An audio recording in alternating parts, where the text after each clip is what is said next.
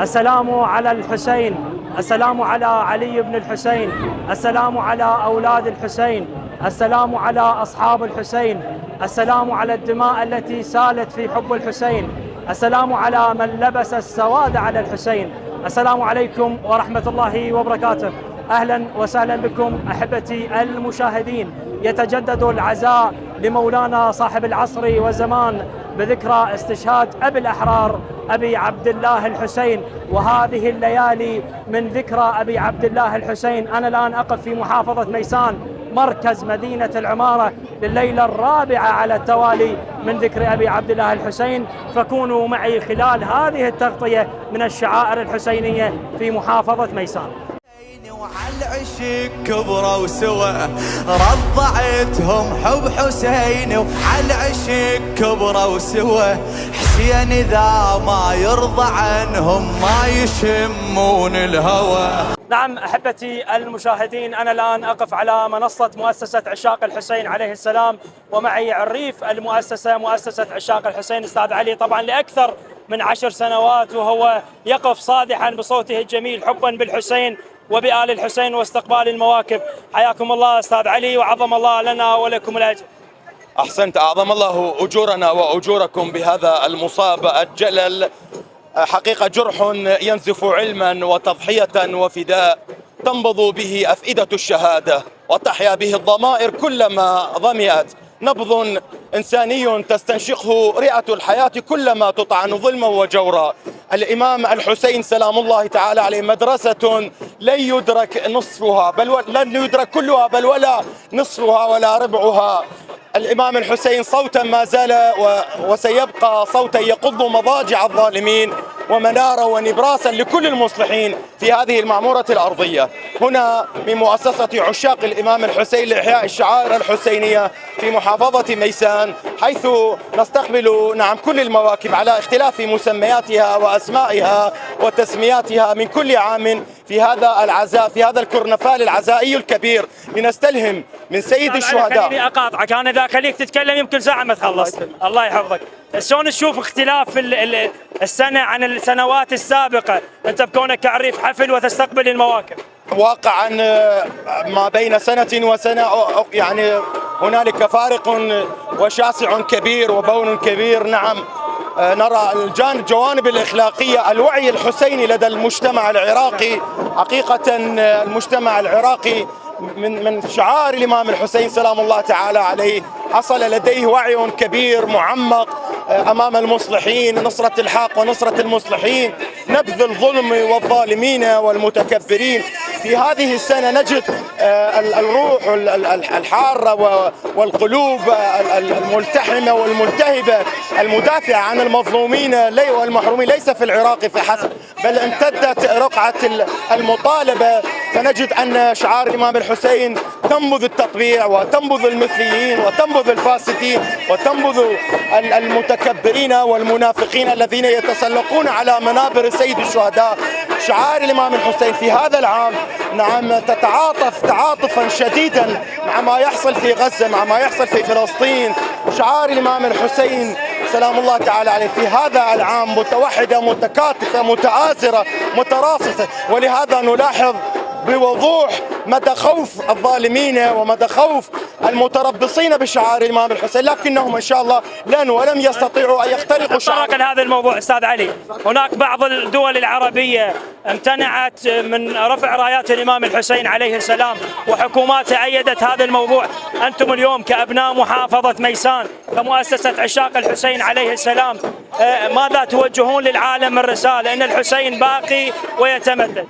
أحسن، خسران كل من يعادي سيد الشهداء، خسران كل من يحارب شعائر الإمام الحسين سلام الله تعالى عليه، ورابح وفائز كل من يتمسك بهذا النهج الإنساني القويم. لأن الإمام الحسين ليس لمجموعة وليس لدين وليس لطائفة وليس لجهة معينة، وإنما الإمام الحسين عليه السلام هو للجميع. طبعا نحن نتعاطف مع كل الشعوب، قلوبنا مع كل الشعوب المظلومة والمحرومة. نسأل الله عز وجل أن يعي جيدا الحكام، وأين حكام بني أمية وأين حكام بني العباس وغيرهم، كلهم إلى الهاوية، ويبقى فقط من ينصر الإمام الحسين وينصر المظلومين. شكرا جزيلا لك استاذ علي، وبارك الله بك وجعلك الله من المعزين. ربي يحفظك ان شاء الله. كلمة صغيرة أتوجه بها بالشكر والتقدير والعرفان بسعة الفضاء لقناة هنا ميسان ولطاقمها المحترم الموقر لجهودهم الكبيرة المضنية حقيقة لتواجدهم لإحياء نعم والمشاركة ونقل صورة. واجبنا، هذا واجبنا، واكيد خدمة الامام الحسين شرف لكل انسان، شرف لكل شخص موجود على الكرة الارضية. يشكر المخلوق لم يشكر الخالق. شكرا جزيلا استاذ. شكرا لكم. ربي يحفظك ان شاء الله ووفقك. جزاك الله خير. شكرا جزيلا. نعم احبتي المشاهدين، مستمر انا واياكم بهذه التغطيه من مؤسسه عشاق الحسين الذين ذابوا عشقا في الحسين عليه السلام.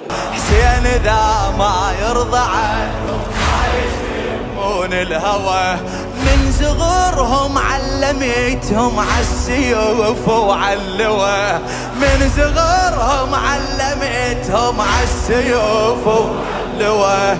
نعم احبتي المشاهدين، ويانا احد خدمه الامام الحسين. الله يساعدك. هلا بيك. شلونك؟ زين. شنو اسم حضرتك؟ زين. حسوني. حسوني، ايش قد صار لك تخدم؟ هذا سنتين. سنتين. شنو السبب اللي يخليك تخدم؟ حبيت الحسين. زين انت هسه شايل قربه وتوزع ماي، ما جاي تتعب؟ لا. ابد. ولا يمكن اصلا تتونس. هي اتونس. زين شلون نشوف المواكب الحسينيه السنه؟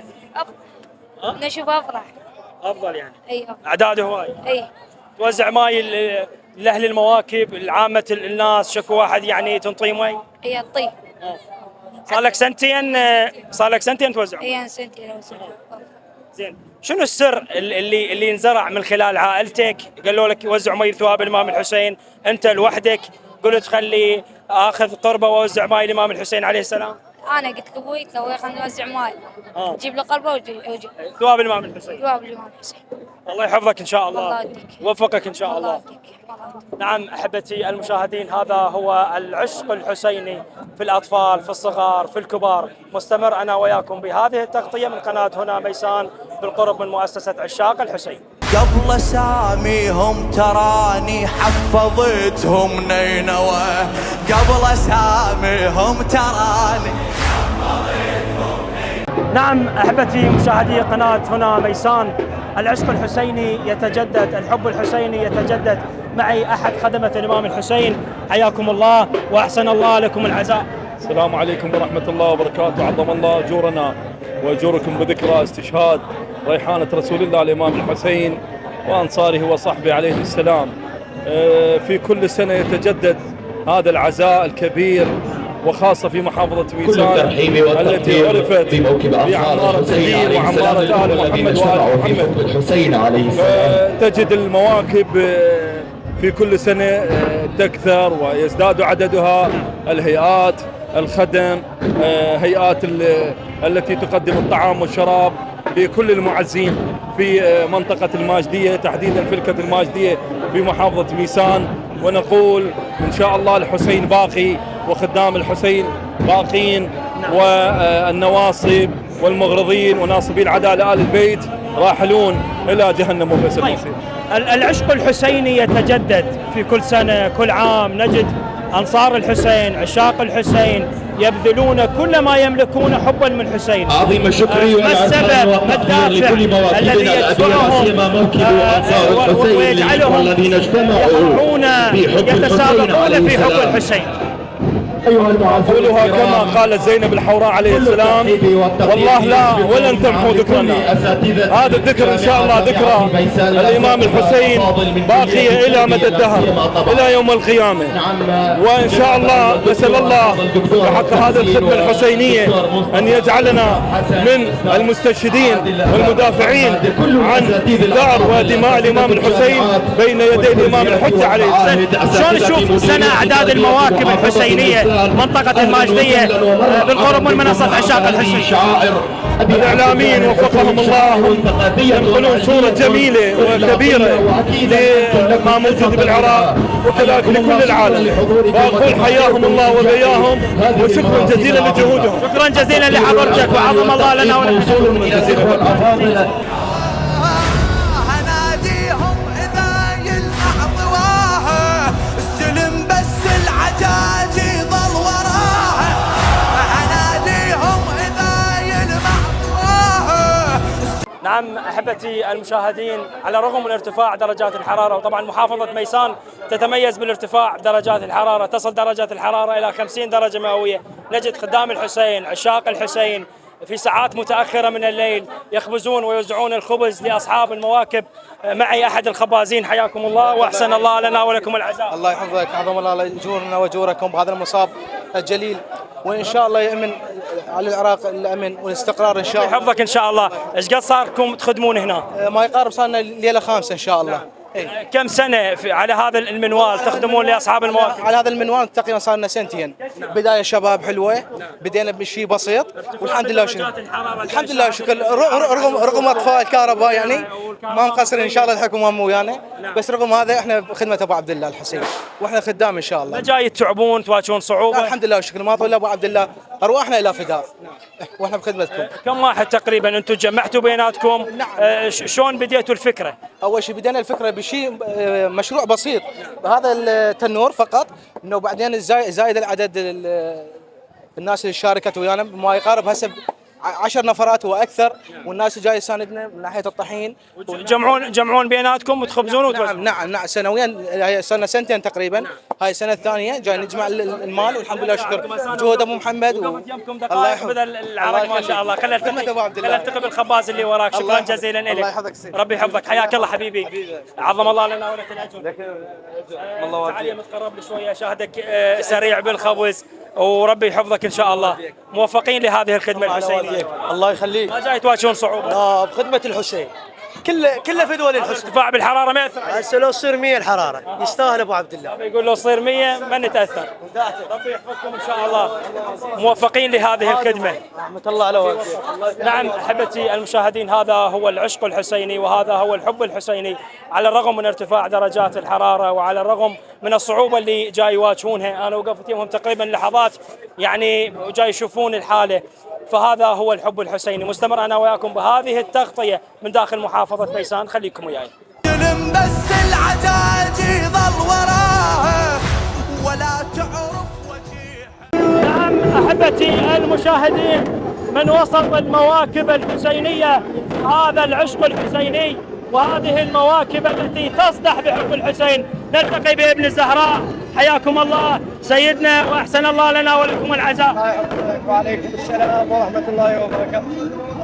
مولاي، اليوم نشاهد المواكب الحسينية تقريبا تبدأ من الساعة 7 مساء إلى ساعات متأخرة من الليل. ما السر، ما السبب في هذا العشق الحسيني؟ اللهم صل على محمد وآل محمد. ومن يعظم شعائر الله فإنها من تقوى القلوب. حقيقة إنه الأيام والسنوات. نعم أحبتي المشاهدين، متواصلين أنا وياكم من وسط مدينة العمارة، ومعي جناب الشيخ أبو محمد الشريفي. حياكم الله جناب الشيخ وأحسن الله لنا ولكم العزاء، وعظم الله أجورنا وأجوركم باستشهاد أبي عبد الله الحسين. بسم الله الرحمن الرحيم. ومن يعظم شعائر الله فإنها من تقوى القلوب.